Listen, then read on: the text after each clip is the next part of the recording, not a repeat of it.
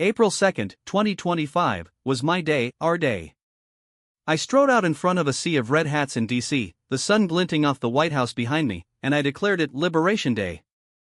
The crowd erupted, fists pumping, as Donald Trump, the 47th president, signed the biggest, boldest trade move in history, sweeping reciprocal tariffs on every country that's been bleeding us dry: China, the EU, Canada, Mexico, the works. We're done being the world's punching bag. I roared, my voice cutting through the cheers. If they tax us, we tax them harder, fair, strong, American. We're about to boom like you've never seen. This wasn't some egghead's plan, it came from my gut, forged in decades of watching nations rip us off. I'd promised it on the campaign trail, won landslides with it, and now I was unleashing it.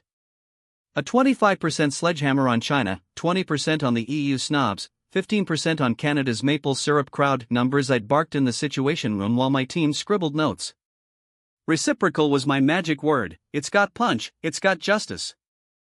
I could already see it: steel mills roaring in Pittsburgh, car plants buzzing in Detroit, farmers grinning as their crops stayed right here. America first, baby. Then came April 3rd, and the world threw a tantrum. China hit back with a 34% tariff: cars, pork, everything. The EU slapped 22% on our bourbon and bikes. Canada, that quiet neighbor, jabbed 18% on lumber. I leaned back in the Oval, smirking at the TV. They're terrified, I told my staff, sipping a Diet Coke. They need us, our markets, our money. This is how you win. But then Wall Street freaked. The S&P 500 cratered, worst plunge since 2020. Trillions vanished globally, poof, like smoke. My phone lit up with Wall Street big shots, guys I'd golfed with, begging, "Don, what's the play?" I didn't blink. Short-term hiccup, long-term jackpot, I fired off on Twitter, capping it with great. The fake news vultures, CNN, the failing Times, pounced, screaming, Trump's trade war crashes economy. They dragged out nerds with graphs, whining about pricier TVs and bread. I hit back on Truth Social, losers don't get it. We're building a fortress, strongest ever. By April 5th, the panic was deafening. The Dow tanked another 1,200 points. Ford griped about steel costs, Walmart muttered about bare shelves.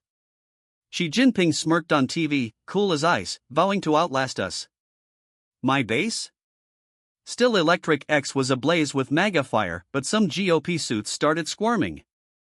"Ease up, Mr. President," one senator whimpered over the phone. I hung up. Weaklings don't win wars.